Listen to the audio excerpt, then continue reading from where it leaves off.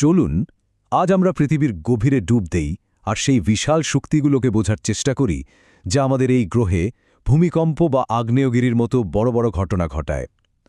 আর এই পুরো যাত্রায় আমাদের গাইড হিসেবে কাজ করবে এই অসাধারণ হাতে লেখা নোটগুলো। তো আমাদের আজকের যাত্রাপথে কি কি থাকছে আমরা দেখব কেন আমাদের পৃথিবীটা একটা চলমান পাজেলের মতো, কিভাবে এর প্লেটগুলো একে অপরের সাথে মিলিত হয় আর তার ফলে কিভাবে জন্ম নেয় আগুন আর কাঁপুনির খেলা, মানে আগ্নেয়গিরি আর ভূমিকম্প। আর সবশেষে আমরা জানব কিভাবে এই অসীম শক্তিকে মাপা হয়। আমরা যে মাটির ওপর দাঁড়িয়ে আছি সেটাকে তো বেশ স্থির মনে হয়, তাই না? কিন্তু আসলেই কি তাই?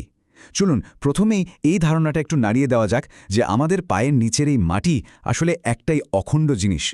এই একটা কথাই কিন্তু আমাদের পুরো গ্রহকে দেখার দৃষ্টিভঙ্গিটাই বদলে দেয়। বাইরে থেকে দেখতে একদম শান্ত মনে হলেও ভেতরে ভেতরে পৃথিবী কিন্তু অনবরত, খুব ধীর গতিতে বদলে চলেছে।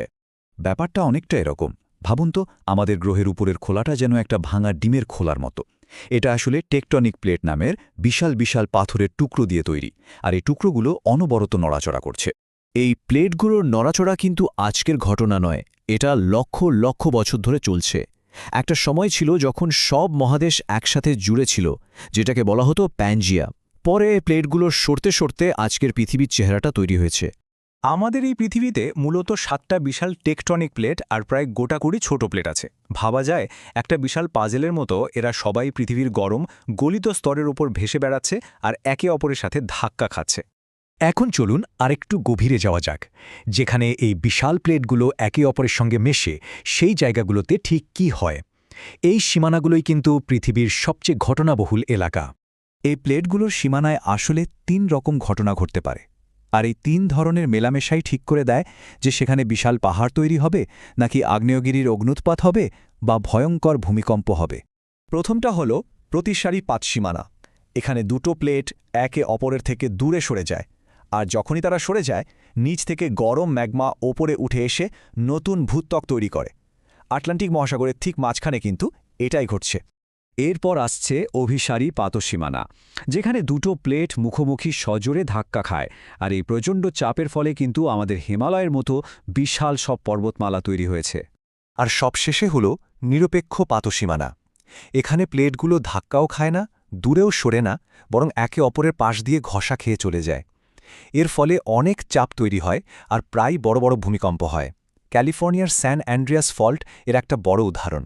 প্লেটগুলোর এই যে ধাক্কি বা সরে যাওয়া, এর ফলেই কিন্তু পৃথিবীর ভেতরের গনগনে গরম গলিত পাথর বা ম্যাগমা ওপরে উঠে আসার একটা রাস্তা পেয়ে যায়। আর ঠিক এভাবেই জন্ম হয় আগ্নেয়গিরির। তাহলে কি হয় যখন পৃথিবীর গভীর থেকে ওই গনগনে গরম ম্যাগমা ভূপৃষ্ঠের কোনো ফাটল দিয়ে বেরিয়ে আসার সুযোগ পায়? জন্ম হয় পৃথিবীর সবচেয়ে নাটকীয় আর শক্তিশালী ঘটনাগুলোর একটির। এই ছবিটা খুব সুন্দরভাবে একটা আগ্নেয়গিরির জীবনচক্র দেখাচ্ছে, অনেকটা মানুষের মতোই। আগ্নেয়গিরিরও বিভিন্ন দশা থাকে, কোনোটা সক্রিয়, কোনোটা ঘুমন্ত বা সুপ্ত, আবার কোনোটা মৃত। তার মানে সব আগ্নেয়গিরি কিন্তু একরকম নয় বা সমানভাবে বিপজ্জনকও নয়। সক্রিয়গুলো থেকে প্রায় অগ্নুৎপাত হয়, সুপ্তগুলো এখন শান্ত কিন্তু ভবিষ্যতে জেগে উঠতে পারে, আর মৃত আগ্নেয়গিরি থেকে অগ্নুৎপাতের সম্ভাবনা বলতে গেলে প্রায় নেই। আগ্নেয়গিরির মতো প্লেটগুলোর ঘর্ষণের ফলে আরেকটা বিশাল ঘটনা ঘটে, আর সেটা হলো ভূমিকম্পের আকস্মিক প্রচণ্ড কাঁপুনি। একটা ভূমিকম্পের দুটো মূল পয়েন্ট থাকে। একটা হলো কেন্দ্র, যা মাটির অনেক গভীরে, যেখানে শিলা ভেঙে শক্তিটা তৈরি হয়। আর দ্বিতীয়টা হলো উপকেন্দ্র, যেটা হলো কেন্দ্রের ঠিক সোজাসুজি ভূপৃষ্ঠের ওপরের জায়গাটা, যেখানে কাঁপুনি সবচেয়ে বেশি অনুভূত হয়। ভূমিকম্পের সময় যে অমচন শক্তি বের হয় সেটা কিন্তু তরঙ্গের আকারে চারদিকে ছড়িয়ে পড়ে, ঠিক যেমন শান্ত পুকুরে ঢিল ছুড়লে ঢেউ ছড়িয়ে যায়, অনেকটা সেরকমই। এই তরঙ্গগুলো আবার 3 ধরনের। পি ওয়েভ হলো সবচেয়ে দ্রুতগামী, এরপর আসে এস ওয়েভ, যা ওপর নিচে ঝাঁকুনি দেয়, আর সবশেষে ভূপৃষ্ঠ দিয়ে বয়ে যায় এল ওয়েভ, যা সবচেয়ে ধীরগতির হলেও সবচেয়ে বেশি ক্ষতি করে। এত সব বিশাল শক্তির কথা তো আমরা জানলাম, কিন্তু প্রশ্ন হলো বিজ্ঞানীরা এই অদৃশ্য শক্তিকে মাপেন কিভাবে? এর জন্য যে প্রধান যন্ত্রটা ব্যবহার করা হয় তার নাম সিসমোগ্রাফ।